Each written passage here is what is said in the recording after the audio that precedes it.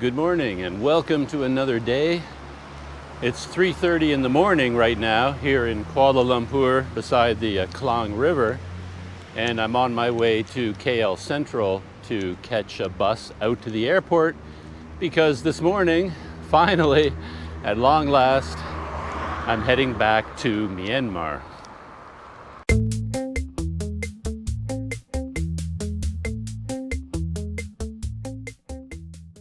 My flight is at 6:45. I figure I can catch an airport bus, around 3:45.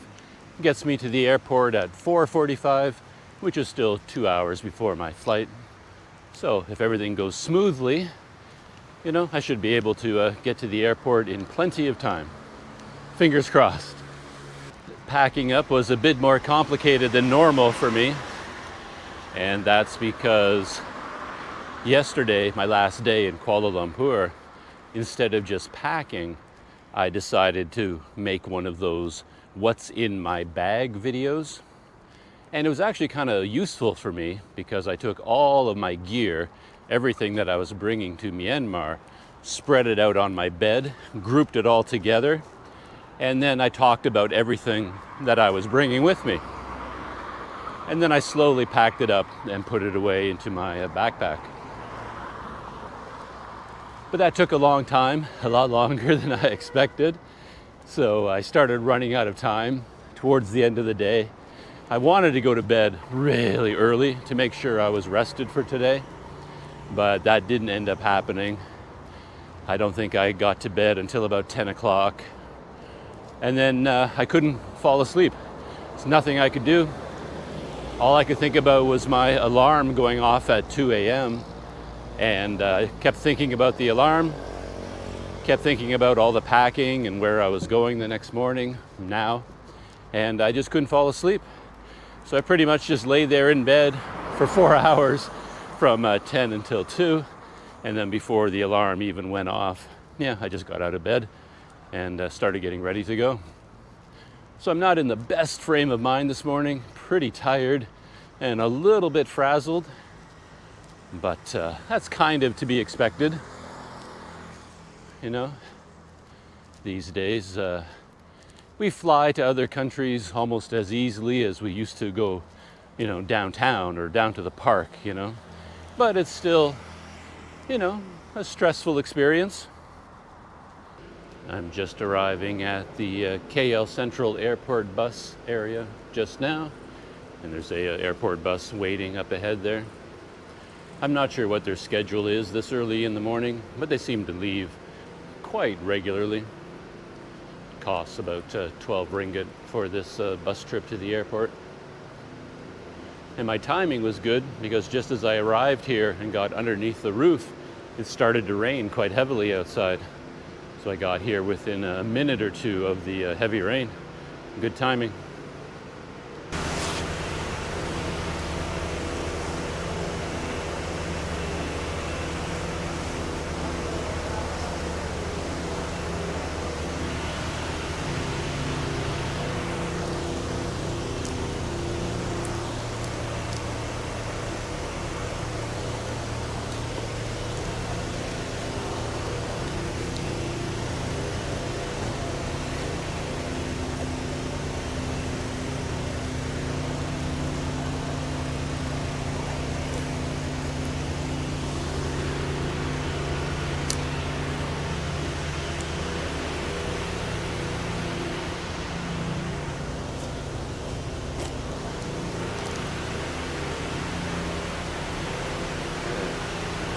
So that was my first time putting the air cover on the backpack. Worked out okay.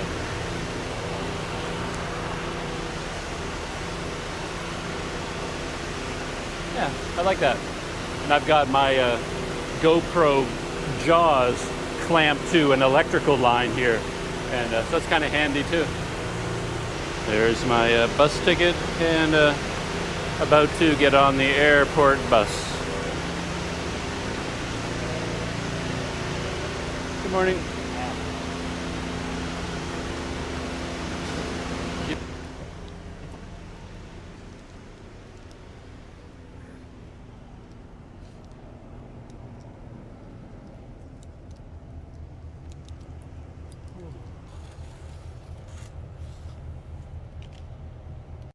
arrived at the airport. The airport bus left really fast. We left at 4 a.m. right on the dot, and we just got here at 4:45.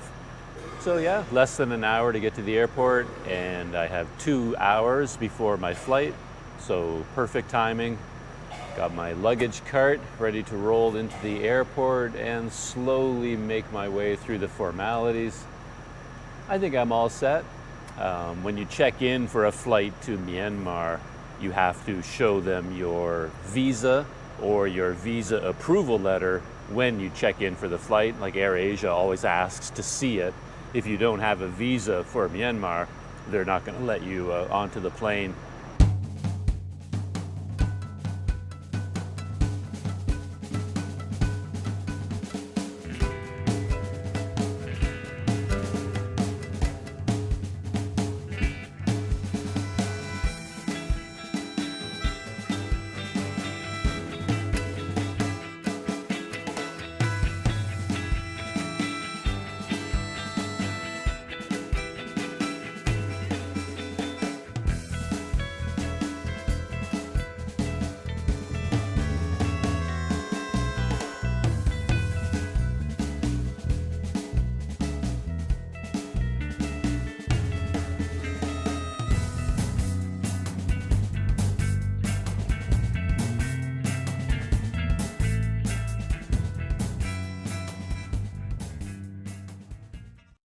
I'm at the check-in counter, and just as an experiment, I thought I would weigh my bag here and then see if it matches what the luggage scale of the airline says. So let's see what my backpack weighs in kilograms.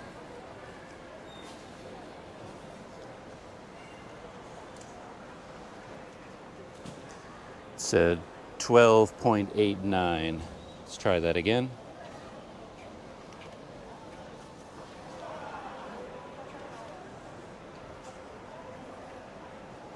Yep, 12.89. So let's see what they say it weighs. And there's the reading of the airline scale, 12.9, which is almost exactly the same as my scale, 12.89, 12.9. So very accurate. So far so good. I'm checked in for my flight. Well, I was already checked in because I checked in online, but I dropped off my bag and I have my boarding pass for my flight. One thing though, the woman who checked me in for AirAsia, she looked at my visa approval letter for Myanmar very carefully.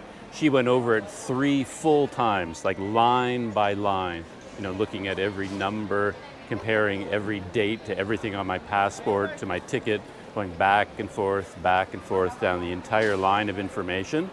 Then she did something else on the computer, then she went back to my letter, went through the whole thing again, did something else, and did it 3 times. So she was pretty serious about making sure all the details were correct and were matching. And then she flipped through my whole passport, looking at every page, looking at every entry and exit stamp, I guess. Yeah, so she was very serious about letting me into, she was very serious about letting me onto the AirAsia plane going to Myanmar. As I talked about when I was outside the airport, things are pretty busy here. It's got, it's such a weird atmosphere compared to the city out there, which is sound asleep, no traffic on the roads at all. Then you get to the airport and you're faced with a scene like this. So many people. There's a security entrance to go into the departure area. And unfortunately, I think I'm exiting out of gate Q. And if I remember right, gate Q is the bad one. Gate L is the good one, and Q is the bad one. But I'm not quite sure about that. I'll see when I go in where I end up. Considering how many times I've done this in my life, it's a bit surprising and maybe annoying that I seem to understand the process so little, because everyone here is using these self-check-in machines all around me. And I'm not quite sure what to do myself because I've already checked in online. I've checked in for my flight, so I don't need to check in again. I assume a lot of these people have also checked in online, so I'm never quite sure what they're doing at these machines. I assumed they were getting the luggage tags for their luggage. And I've done that in the past when I've come here. I've gone to these machines and it says, okay, you're already checked in, but would you like to check a bag? I say yes, and it prints out the luggage tag that you wrap around the handle. But then when I get to the check-in counter, they tear it off every time. They just, whatever I put on it, they check me in, print out new luggage tags, they tear off the one I put on and put on new ones. And I've asked them why they do that, and I've never gotten an answer that I understand. So now I don't even bother. Why get your own luggage tags when they just tear them off and do it again anyway? So there's something different about me and my bags, and I couldn't tell you what it is. And when I go into the area where you go to the check-in counter, the woman at the entrance or the man, whoever it is, always seems to be puzzled by me. They look at my passport and my boarding pass, or not, and my flight itinerary, my ticket for the flight, and they start asking me questions. Oh, where are you going? And oh, you want to check in a bag? And they act surprised every time. And I say, well, yeah, I'd like to check in a bag. And they say, oh, you can't go here. I'm like, well, why can't I go there? And they say, no, you have to go to V14. They always send me to V14, and I don't know why. It seems to be a special check-in counter, but I'm not aware that I'm doing anything any different from anybody else. So I don't know why I can't just get into the regular baggage drop lineup and do the things that everyone else is doing, but I don't seem to be able to. So yeah, I go to V14 and they check me in there and print out the luggage tags and do all that kind of stuff. But there's something weird about the process every time. I can't figure it out. Anyway, time to go through immigration, or security and then immigration. So I gotta get all the metal off of me and put it into my bag, get all my coins out of my pocket and stuff like that. I want to sail through security and not make any mistakes at all. Let's see if I can do it.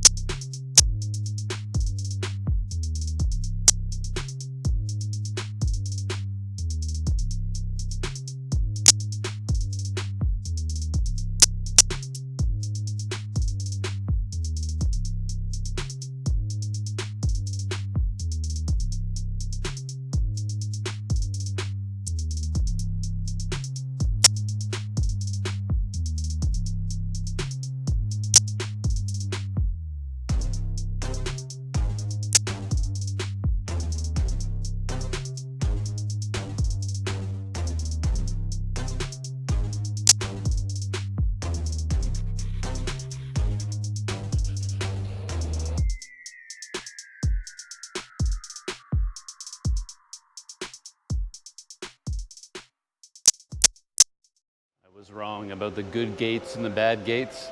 Gate Q is one of the good gates. Gate L is the bad one. And my flight is departing out of Gate Q, so that makes me happy. Though I won't be spending a lot of time here because, yeah, it took quite a while to get through all the stages this time for some reason. Going through the airport was a bit complicated. I was here 4, 5, 6 months ago, and I was trying to get from, the floor where you arrive up to the 3rd floor on the elevator because I had, the luggage trolley. And 5 or 6 months ago, the elevator was down for maintenance. So I couldn't get up to the 3rd floor using the elevator. This time I went back to that same elevator and still closed. still under maintenance. So I hope this is new maintenance and it hasn't been under maintenance for 5 or 6 months, you know. And going through security was a little bit odd. There were people staffing scales right at the entrance, and they were weighing bags going through. And so I whipped out my digital luggage scale, my new toy, and I weighed my carry-on bag, because obviously that's what they were checking, and mine came in under 7 kilograms, which is the limit for carry-on. But when I was in line to go through immigration, I saw tons of people around me with massive amounts of carry-on luggage. 3 bags, you know, like a big purse, and then one big bag, and then another knapsack on their back. And clearly way over 7 kilograms. And I saw other people with backpacks, you know, full-sized backpacks on, and those were clearly, you know, double or triple 7 kilograms. They were quite big and quite heavy packs. And I don't know how they got past the scales, you know. They were weighing everyone's bag around me. And yet all these people were in the immigration area with huge overweight bags and up to 3 bags per person. So I don't know how they got through. Yeah, I don't understand how they regulate the luggage system for a carry-on. There was a new system for security as well when you get your bag scanned by the X-ray. Normally you put your bags through and then they have these plastic trays and you can dump all of your coins and wallets and keys, your phone, all that kind of thing. You can dump them in the tray and send that through. But they had a big sign up there now saying they scan only bags. And I wasn't sure what that meant at first, because I was like, well, what else are you going to scan? Like, does that mean you scan my bags, but I can go through with tons of stuff in my pockets? I wasn't quite sure what that meant. But then I looked around and I saw that they didn't have any of those plastic trays. So the lineup was really, really delayed and moving slow because people were confused. They didn't know what to do. And then they figured out what they had to do was take all the metal objects out of their pockets, their phone and keys and wallet, everything they have, and put it all into their bags and then put the bag through.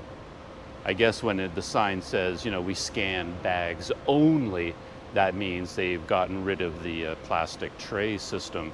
So preparing to go through security, you have to put all your metal inside your carry-on bag now. And that confused a lot of people, and people had a lot of trouble doing that because some of their carry-on bags were like sealed. They couldn't really get into them. They didn't have convenient pockets, or they were so full they couldn't get anything else in those bags. So yeah, I don't know who thought up this new system or what they thought they would accomplish with it, but it doesn't seem to be working out.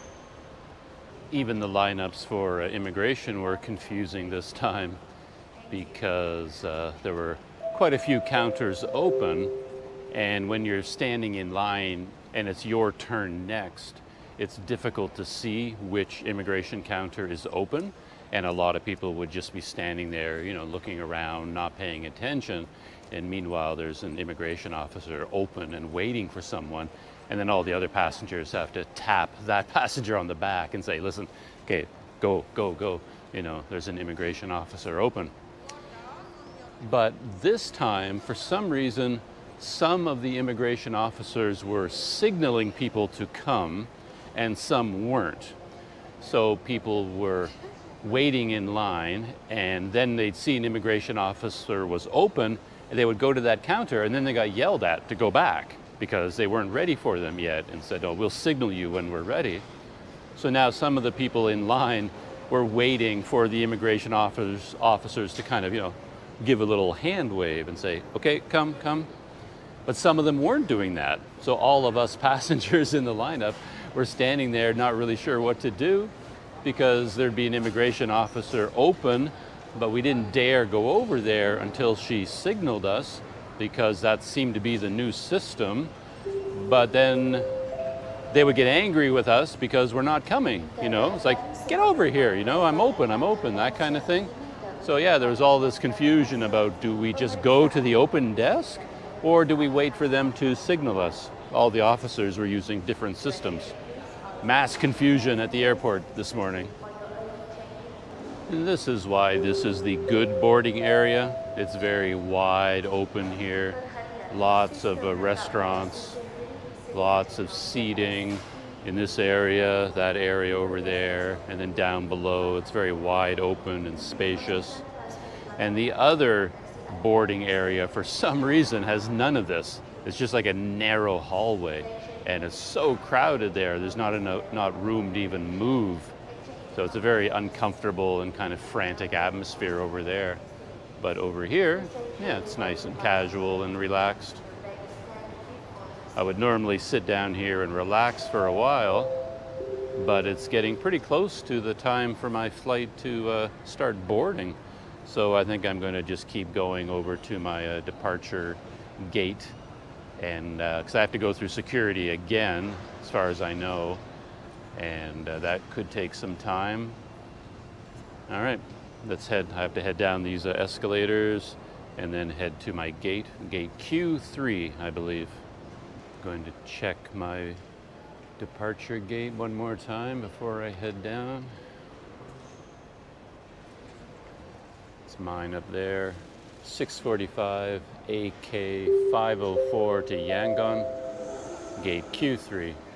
And the gate is open. So we're firing on all cylinders this morning. Flight hasn't been delayed, hasn't been canceled. Gate's open. Let's head to Q3. As another technical note, I have to say that shooting video like this in an airport is really kind of a dangerous game to play, at least for someone as tired as I am at the moment, because with all my focus on the camera and sort of talking about things, I'm much more prone to perhaps, misplacing my passport or my boarding pass or leaving behind my knapsack or some crazy thing like that. I can feel that as I'm going through the airport this morning, I'm not quite as in control of the process as I normally am. I feel like there's like chaos just waiting outside of my view, waiting to descend on me to make a mistake. And it's just because of putting so much energy into the camera. And there it is, the surprise security check. I think this one takes a lot of people by surprise. They feel like they've already gone through security, and then now they have to do it again. I'm going to turn the camera off, of course, when I get near the security checkpoint. But just from a distance, I noticed that this one is still using the plastic trays. So here you can put your bags through, and then you can put all your small items in the plastic trays. But you couldn't do that at the first security checkpoint. Got to talk to the guy designing the systems around here. That was another confusing security system there. They have a huge digital sign that repeats over and over and over again, telling you to take out all electronic devices from your bag. They list them, they itemize them. You have to remove your laptops, your smartphones, any cameras and stuff like that. And I saw that sign and I was like, oh, like my bag is just exploding with gear like that. So, I didn't want to deal with that. I didn't see anybody, removing smartphones or cameras or anything like that. So I thought I would just take a chance, and I sent my bag through with all of my gear still packed away. And I saw the guy looking at it on the x-ray machine, and he examined it pretty carefully. I mean, he leaned into the screen and he was counting all the electronic objects he could see in my bag. And I have a lot of them, but he just let it go through. So the big sign telling you to remove all electronic devices, they don't enforce that rule at all. And if you did that, like if every single person removed their laptop, smartphones, tablets, it would probably make the line go, 10 times slower. So it's probably a good thing that they don't enforce the rule. But with all of this, Yeah, this whole process went a lot slower than I expected. So I'm getting to my gate like right on time. I mean, they're going to close the gate pretty soon, I think. They've already started boarding, so I better get a move on. Finally, boarding the plane has really been one of the longest, most difficult check-in procedures I've ever gone through. Even here at this gate, they scanned everything, asked to see the visa approval letter again in order to board the plane, went over documents of every single person pretty carefully. So it's a very slow lineup. I'm like one of the last people on board, which is pretty rare for me.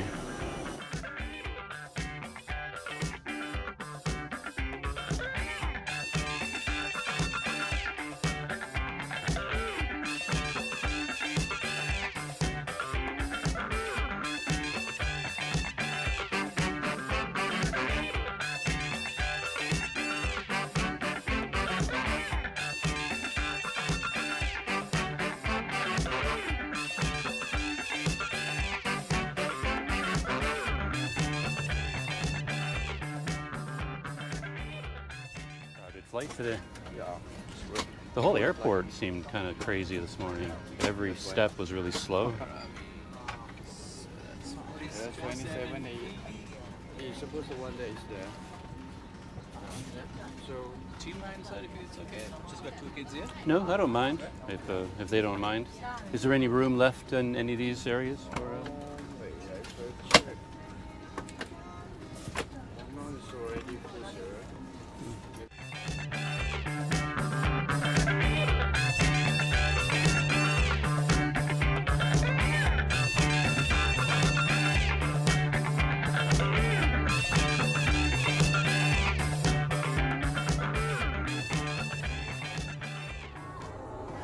A quick check-in from the bathroom. Yeah, the flight is crazy full. Lots of people who clearly have, never flown before, or they really don't know what they're doing. Everybody's sitting in the wrong seat. The flight attendants are going crazy trying to get everybody into their proper seats. I finally got to my seat and mine was occupied. I had paid for and booked a window seat on purpose because I wanted to film out the window.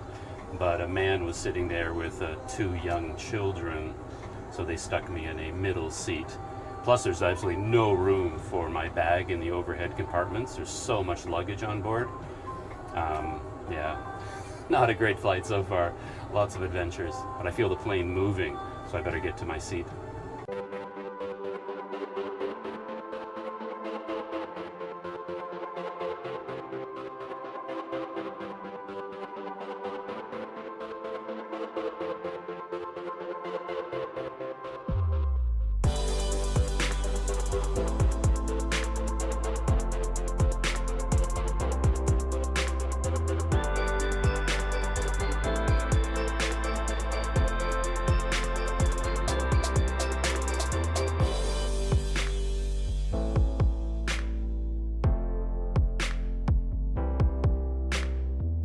We landed in Yangon. Really got lucky with the weather. Blue skies. I haven't seen blue skies for a long time.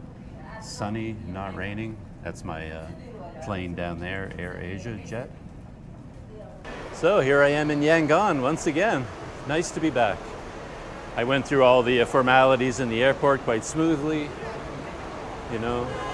Visa, picking up my luggage, got my backpack on here. And then I changed money. And after that, I just had to get data for my SIM card. My SIM card from my previous visit was still active, so I just had to buy a data package. And I paid about $14 US for 22 gigabytes of data. Is that good or bad based on other countries? I don't really know. Now, I just have to find the airport bus that heads downtown. I know where to go to get it, and I think it costs 500 chat, which is like 33 cents US. There's a lot of taxi drivers here at the airport trying to get me to take a taxi. And I told the one guy, I told all of them politely, no thank you, no thank you.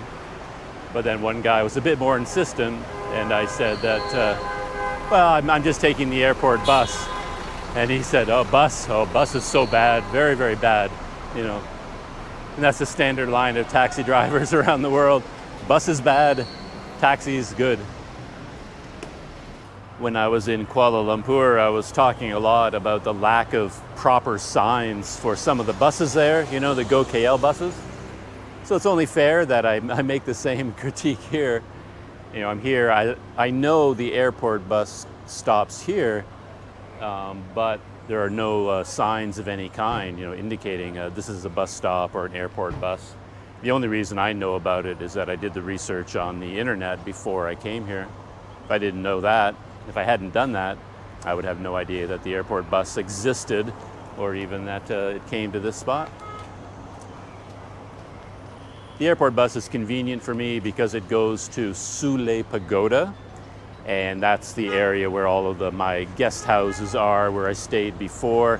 And this time I'm staying in a new guest house called the Sule Sapphire Inn. So we'll see how that turns out.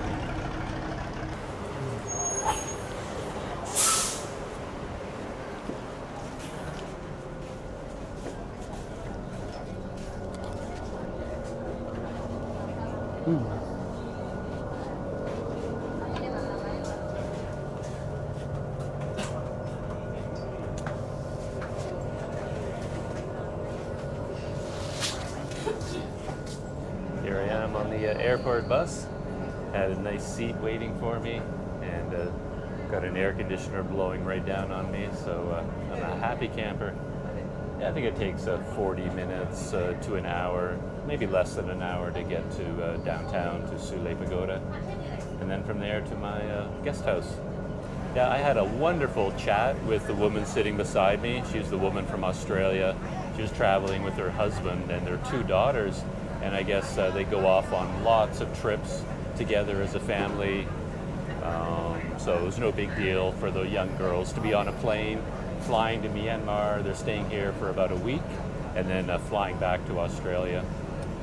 I hope she didn't mind that I was in a very chatty mood, and you know, I kind of talked a lot during the 2.5-hour flight from Kuala Lumpur to here. We had a lot in common because she was actually born in Rajasthan, India, and then at some point moved to Australia. And my first trip overseas was on a student exchange to Rajasthan in India. So I was telling her some of the stories of my impressions of Rajasthan and what it was like, you know, back in those days. So we had a lot to talk about. I really enjoyed that. It made the whole flight just fly by. Seemed to arrive here in Yangon in no time. The airport bus just dropped me off. I'm just a short way away from the Sule Pagoda, and a few things strike me about my return to Yangon. One is that they still have a really big traffic problem. We ran into a big traffic jam on the way from the airport, and we just crawled along the whole way. I don't know how long it took. I just lost track of time. I think he even fell asleep on the bus for a while. I don't know, maybe a 2-hour trip. It was a long time. The other thing is that it is extremely hot. Yeah, it was hot when I was here last time. I thought it might be cooler this time. It is a bit cooler, but it's still hot. The other thing, this might make people in some other countries in Southeast Asia jealous right now. They have blue skies right up there. Beautiful blue skies and white clouds.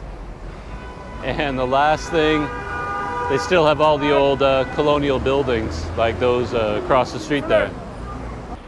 There is the famous Sule Pagoda ahead of me. I took a tour around that pagoda the last time I was here in Yangon, so I don't think I will be going inside it again this time. I love these huge intersections in Yangon. These giant pedestrian bridges going across this one. Wide streets. Always interesting buildings with balconies all up and down the sides. I often see people hanging out the windows of those apartments, you know, just drinking a cup of coffee, watching life down on the street below them. The whole city just has a nice feeling to me. It's just a nice place to be. And you get all of these old colonial buildings from the British days everywhere you look, still in quite good condition. I mentioned that the woman from Australia told me that you could now get a tourist visa on arrival for Myanmar. Well, I went online and did a bit of research about that now that I have a working SIM card with a data pack here in Yangon. And I found out that this tourist visa on arrival is not for everyone. It was actually put in place for citizens of 6 countries. I don't think I can remember them all, but it was something like Italy, Spain, Switzerland, Russia, Australia, and 1 or 2 others. So the fact that this woman was from Australia meant that she could now get a tourist visa on arrival, but that doesn't apply to everyone. It only applies to certain countries. So you have to look into that carefully before you think you can get a visa when you arrive. There's another view of the Sule Pagoda. My hotel should be pretty nearby. I think it's on one of these streets ahead of me here, just 3 streets away. Oh, I forgot all about this. The power shortages of Yangon with all the generators that they need. I forgot that the electricity goes out here all the time, so my poor computer is going to struggle again. I should have bought a new computer while I was in Kuala Lumpur, but I just never got around to it. I think this is the second road after Sule Pagoda. It's called Bo Sun Pat Road. And I think my hotel is down the next street. I remember all of this from my last visit. Just nothing but ambiance. Love all those buildings up there. And then down here as well. Just amazing architecture everywhere you look. When I was reading the articles about the tourist visa on arrival, they were saying that they put the new policy into place because tourists from Western countries have been dropping a lot, mainly because of the situation with the Rohingya. A lot of foreigners from Western countries don't want to come here, and they get most of their visitors from China and other countries in Asia. And they want to encourage more visitors to come from Western countries. Check out this great street. I think this is where my hotel is. Right beside quite an impressive mosque. That's interesting, considering this is largely a Buddhist country. With this mosque in the foreground, you can really get a sense of how blue the sky is right now. That is such a welcome sight for my eyes, just to see some nice blue sky. Well, my map check tells me that I went 1 street too far, so my hotel is not on this street. I have to go back 1 street. I can tell that it's a different time of year. On my last visit, it was the low season. And now we're just heading into the high season, I think. So I'm seeing a lot of white faces. When I was here last time, I saw almost none at all. But I'm starting to spot them here and there. I guess right around here, Sule Pagoda is kind of the hot spot for backpackers and travelers to stay in this area. So my hotel should be right down here.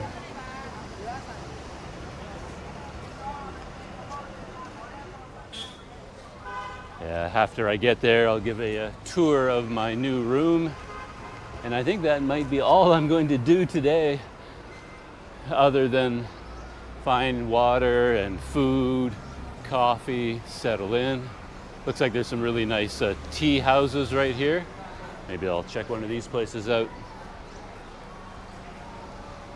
There's one right there, the Halal Asia Tea House, Golden Tea Cafe and Food Center. And there's my hotel right there. Sule Sapphire Inn. This sign on their van here, a homely hotel in the heart of Yangon. Should I tell them that homely is the wrong word? Maybe they've figured that out by now. We do our best to provide a happy smile for all of our guests. I'm a little bit early, so I don't know whether my room will be ready or not. Let's find out. Very simple entrance to the hotel. I also remember this from my time in Yangon. A lot of stairs. My poor brain, it seems I don't remember things anymore. I blame it all on shooting video. I'm not as smart as I used to be. I really forgot about all the power blackouts. Like when I was coming here, when I booked the flight, when I got the visa, when I did all these things, I wasn't thinking about the power shortages. I completely forgot about that. But I was quickly reminded because as I was checking in at the front desk of this hotel, the power went out, all the lights went out, and we were standing there in total darkness. It's like, now I remember power shortages. So here I am in my room. It's kind of how I expected it to be. It's a very small, single, really with just enough room for a bed on one side and then a little bit of a space on the other. It's a bit of an unusual hotel, I think, just on first glance, because it's clearly a budget hotel. I'm paying, what did I ended up paying? Well, yeah, like $9 US per night. And that comes with, as you can see, it's actually quite a nice room. I mean, the bedding is amazing. Real, like brand new, thick cotton bedding. It has air conditioning when there is electricity. It has a TV, when there is electricity. Has, lights up there. And it even has its own private bathroom, which is also quite nice. New fixtures there. What is this over here? Oh, hot water heater, looks new. And I have a window into some version of Yangon. Wonder if this can open up. No, that's as far as it's going to go. I can see a little bit, but maybe the camera can't see too much. And a shower over here. I haven't tried that yet, so I don't know if there really is any water. Telephone. I don't know who you call. I assume you call the front desk with that. No remotes for the air conditioner and the TV. And that's about it. And I saw a water dispenser out in the hallway. Fresh bath towels up there. They gave me 3 of them, which is very nice. Hangers for all your clothes. That's very nice to have. So yeah, home sweet home for, I booked this room for 3 nights here in Yangon, and I'm not sure how long I'm going to stay in Yangon or anything like that. Check-in was typically chaotic. There were a group of women from Thailand who were here on a holiday, and I was chatting with them. And I asked them if they could get a visa on arrival, and they said no at first. And I was kind of surprised at that, because I thought if anybody could get one, it would be the Thais. But it turns out what they meant was they don't need a visa at all. They can just show up and come into the country. They don't need a visa to come to Myanmar. The front desk clerk, an older woman who works there, she wasn't there at the time, so I had to sit down and wait for her. And she was very sweet, very gentle, had a nice smile. And she just insisted that she knew me, that I had stayed in this guest house before. She really knew me, but I had to tell her that, no, this is my first time here. It's my second time to Myanmar, but it is my first time in this guest house. And she checked me in. She was very nice about it, but made all kinds of mistakes. When she scanned the ledger to figure out how much to charge me, she saw my name, but then she ran her finger down to a different column, and the number in that column was like twice as much as what I was supposed to pay. So she was telling me, how much, oh, here's how much you have to pay. And I was surprised at that, and I said, no, that can't be right, that's too much. And I looked at the ledger and I saw that she was looking at the wrong column altogether. It wasn't the one for me, it was the one for a different guest. And then she couldn't find the visa in my passport, and then she couldn't find the information page in my passport. She looked and looked and looked and looked, couldn't find it anywhere. I eventually had to help her through the whole process, but she was very sweet and very nice. Wow, look at that, I even have a mirror. And there's me in the mirror, and here you can see what I've been using all day is this giant clamp for clamping on things, which I've enjoyed using this actually quite a bit. Whew, sweating. Anyway, I'm going to get out of my long pants, my airport pants, and change into some shorts, take a shower, cool off, go outside, look for something to drink. I'll see you after all that happens. So this is the street of my new home for the next couple of days, 3 or 4 days, I guess. And that's the guest house there, the Soleil Sapphire Inn. It's a bit of a jumble inside, a bit of a maze with like really narrow hallways, small rooms all jammed together, and they seem to be renovating 2 or 3 of the floors as well.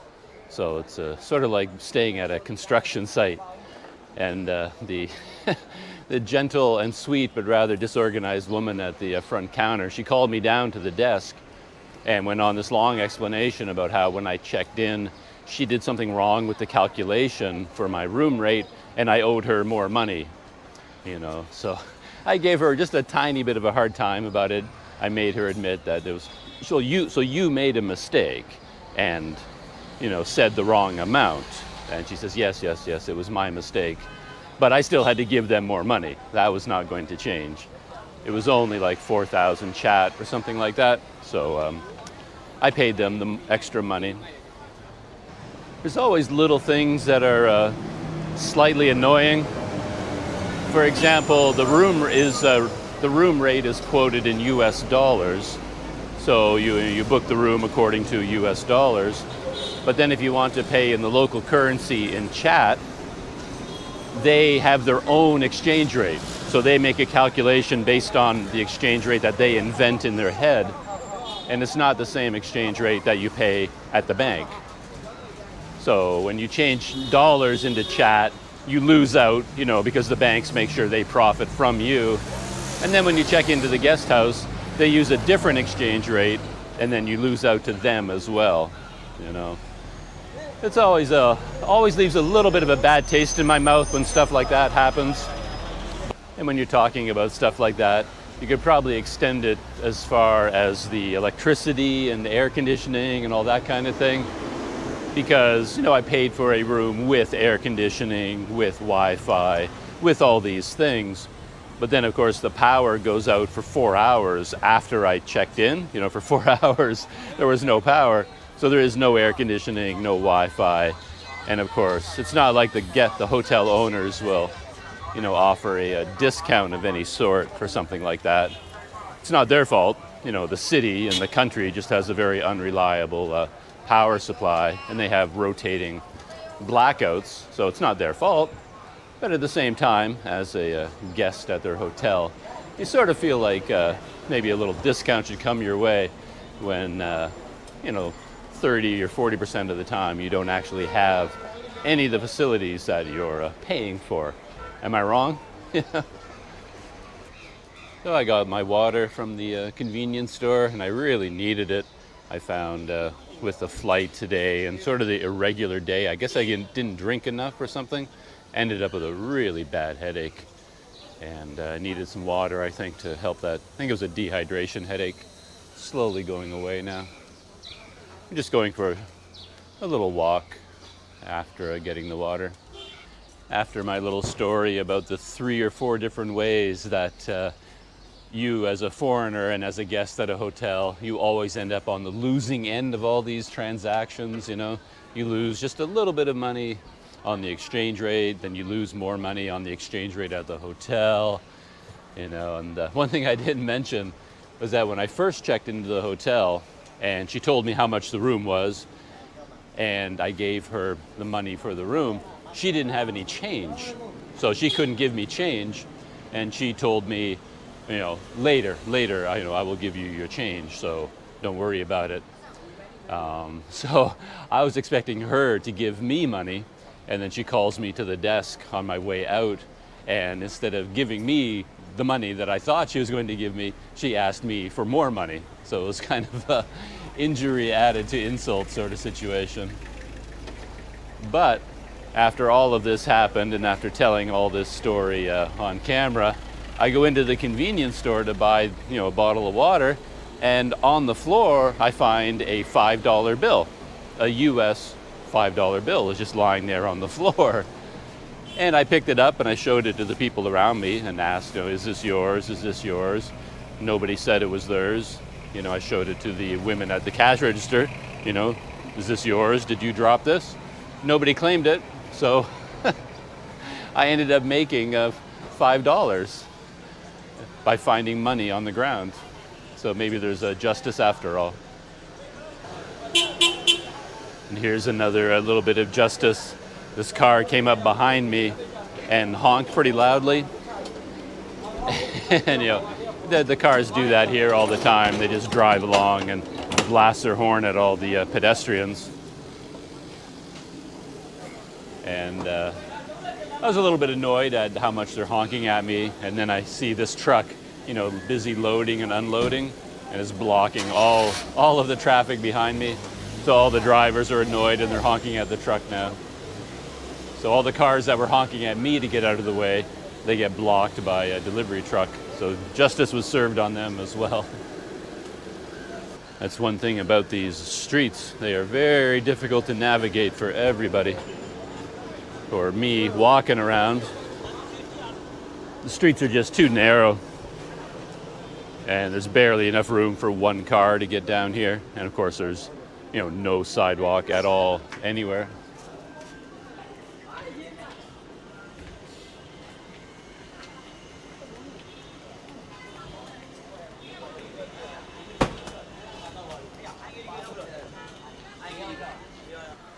It always pays to look up in Yangon. You see these incredible apartment blocks everywhere you go. I just love these old buildings. Sometimes you're paying so much attention to where you're putting your feet on the ground, you forget to look up and you don't see these incredible buildings. All wooden shutters on the balconies.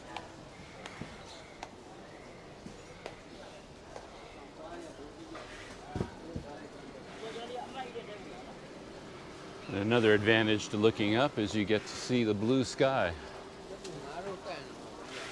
which I didn't see for a long time in Kuala Lumpur.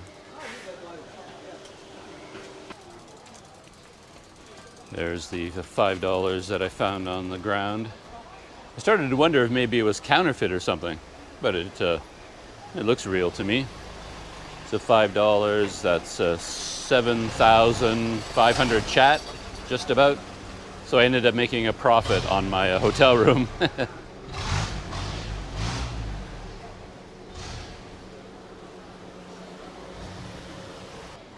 It must really be frustrating to be a driver in Yangon sometimes.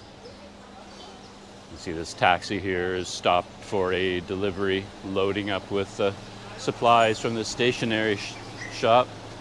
And then all the trucks and cars behind him are blocked. And nobody can go anywhere until he finishes.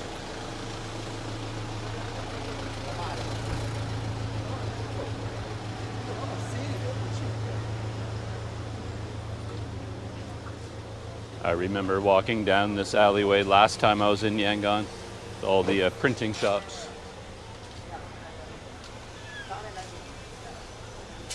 There's another really interesting building.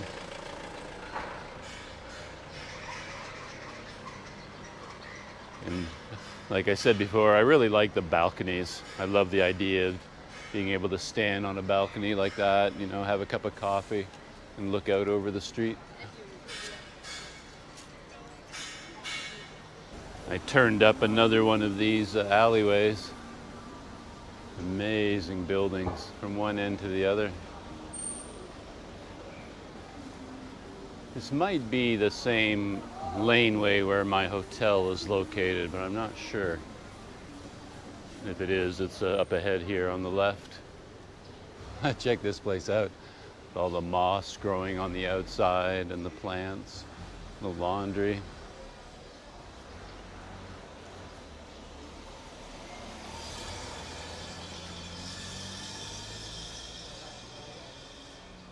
I'd love to get a chance to go up into the, the top floors of one of these places and see what they look like inside.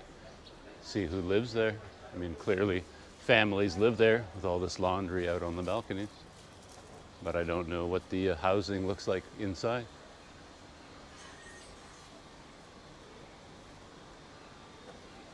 But no, that wasn't my alleyway. This is it here.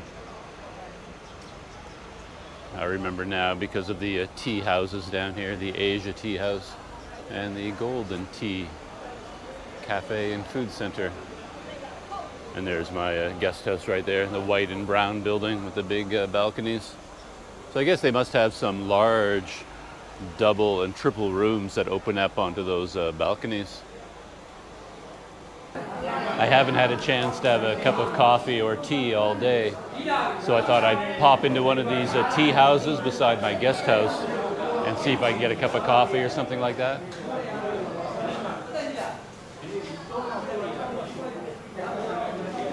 And as soon as they saw me come in, they knew what was going on and they brought me an actual menu in English. So let's check it out. So I'm in the Golden Tea Cafe and Food Center.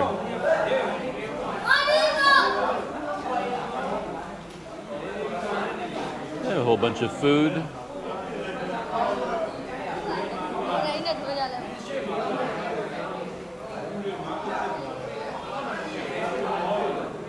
That worked out well. I just ordered a hot cup of tea, and I got your typical cup of tea. Here it is.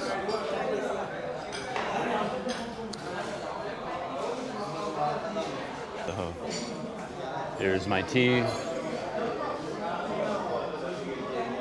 Oh, it's exactly what I wanted.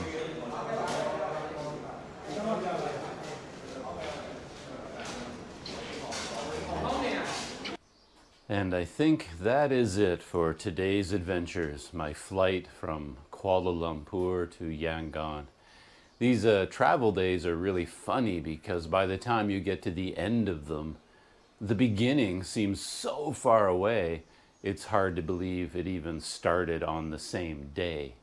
I think back all the way to this morning at about 2:05 a.m. when I got out of bed, when I sensed that my alarm clock hadn't gone off.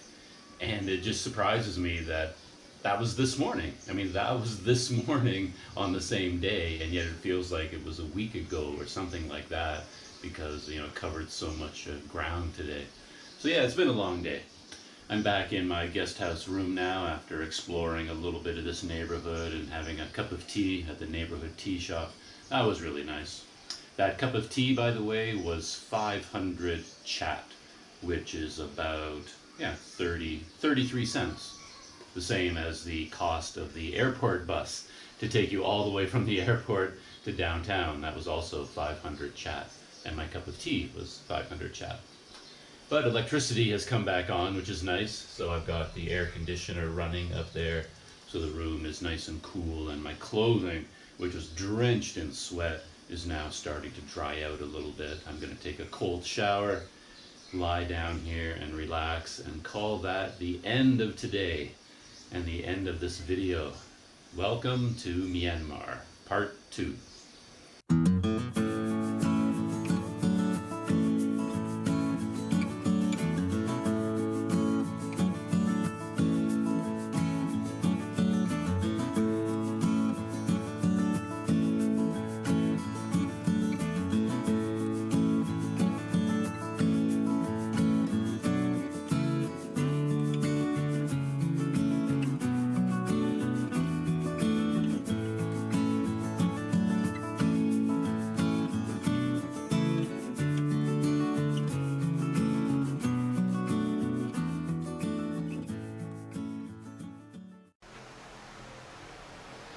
I have a new sign I can add to my funny bathroom sign collection. We care for your safety. You may lose your balance if you wash your feet at the sink. This poor woman. So basically the sign is saying, don't wash your feet in the sink. I hadn't seen that sign before. I can't say it's ever occurred to me to try to do that.